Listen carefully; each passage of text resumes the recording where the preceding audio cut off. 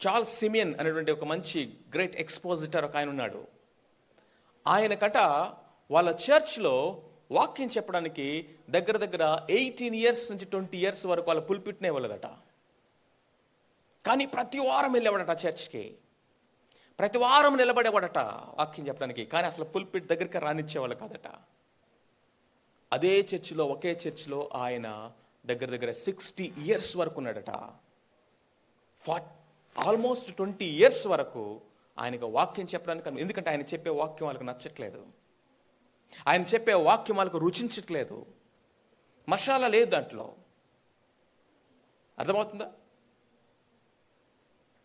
కానీ ఆ చర్చ్లో ఆయన చేసిన పరిచర్య గురించి రాస్తూ వాళ్ళంటారు, లేటర్ ఆన్ కన్సిస్టెంట్గా ఆయన చెప్పిందే చెప్తూ వాళ్ళు ఒప్పుకోకపోయినా, వాళ్ళు పులిపిటి ఇవ్వకపోయినా, వాళ్ళు పాపులారిటీ రాకపోయినా, మెచ్చుకోకపోయినా, ఆయన 20 కన్సిస్టెంట్గా ఒకే ట్రూత్ని చెప్పిన తర్వాత వాళ్ళందరూ కూడా అనుకున్నారంట, అరే ఇది ఏదో ఉంది, ఈయన మారట్లేదు, let us start listening to him, and there was a revival in the church. మన మనుషుల మెప్పు కోసము కంటెంట్ని మార్చొద్దు, ట్రూత్ని పర్వర్ట్ చేయొద్దు. నేను ఒకసారి హైదరాబాద్ పరిచర్యకు వచ్చిన కొత్తలో నాకు తెలిసిన ఒక ఫ్రెండ్ నా దగ్గరికి వచ్చి అంటున్నాడు, అభిషేక్, దేవుని వాక్యం మాత్రమే బోధిస్తే దేవుని కార్యాలు జరిగేటువంటి కాలం పోయింది అభిషేక్ అంటున్నాడు. దేవుని వాక్యం మాత్రమే చెప్తే దేవుని కార్యాలు జరగవట, మనుషులు ఉండరట. దానితో పాటు నువ్వు ఇదిగో ఇది చెప్పాలి, అది చేయాలి, ఇది చేయాలి, కోటేసుకో, కోటును ఊపు, అది చేయి, ఇది చేయి, బ్యానర్లు పెట్టు, లైటింగ్లు పెట్టు, స్వస్థతలు అని చెప్పు, విజన్ చెప్పు. ఎన్ని సంవత్సరాల నుంచి చేస్తున్నావు హైదరాబాద్లో పరిచర్య? 13 సంవత్సరాల నుండి. ఎంతమంది వస్తున్నారు? దగ్గర దగ్గర తిప్పికొడితే 100 మంది కూడా లేరు. మొన్నే వీళ్ళు స్టార్ట్ చేశారు, చూడు 10 బ్రాంచ్లు అయిపోయినాయి, 10,000 మంది అయిపోయారు, వాళ్ళు 10 బిల్డింగ్లు కట్టేస్తారు. ఏంటి ఇంకా రెంటెడ్ ప్లేస్లోనే మీరు? ఆయన బాధ. ఎంతకాలం ఉంటారు ఈ రెంటెడ్ ప్లేస్లో మీరు? ఎంతకాలం చెప్తావు వాక్యమే అని?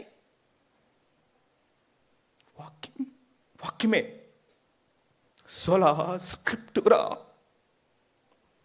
వాక్యమే నన్ను మార్చింది, వాక్యమే నన్ను పట్టుకుంది, ఈ వాక్యమే నాలో ట్రాన్స్ఫర్మేషన్ తీసుకొచ్చి, ఈ వాక్యమే నన్ను ఇక్కడ నిలబెట్టి, వాక్యమే, నథింగ్ బట్ ద వర్డ్.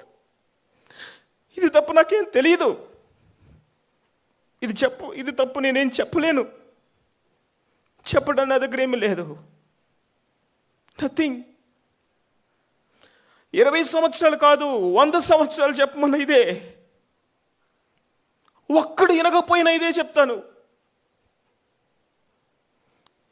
ఎవరు మెచ్చుకోకపోయినా ఇదే. ఇది తప్ప నా దగ్గర ఏం లేదు.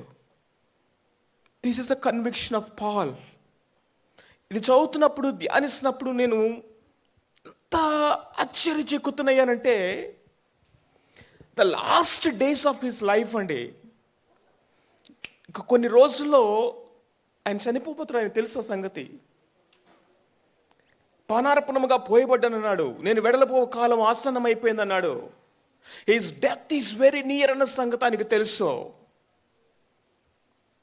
అలాంటప్పుడు తన సక్సెసర్ తన దగ్గర ఉన్నప్పుడు, మన దగ్గర ఇదిగో పలానా చోట్ల ఆస్తులు ఉన్నాయి, పలానా చోట్ల ఇన్ని ప్లేస్లు ఉన్నాయి, పలానా చోట ఇది ఉంది మనకి, పలానా చోట అది ఉంది మనకి, అది చేయి, ఇది చేయి, దీన్ని మల్టిప్లై చేయి, ఆ బిల్డింగ్లు అక్కడ కట్టు, ఈ ప్రాపర్టీ ఇక్కడ కొను, లేకపోతే దీన్ని ఇలా చేయి, అలా చేయి, మన సామ్రాజ్యాన్ని స్థాపించని ఆయన మాట్లాడట్లా.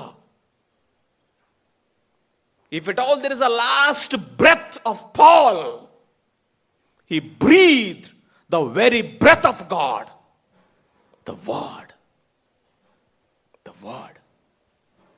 Preach the word అని ఆఖరి శ్వాస వదిలేశాడు పాల్. Preach the word అని, this is my last charge అని చెప్పేసి వెళ్ళిపోయాడు Paul. And it is the same to to you all, my dear brothers and sisters.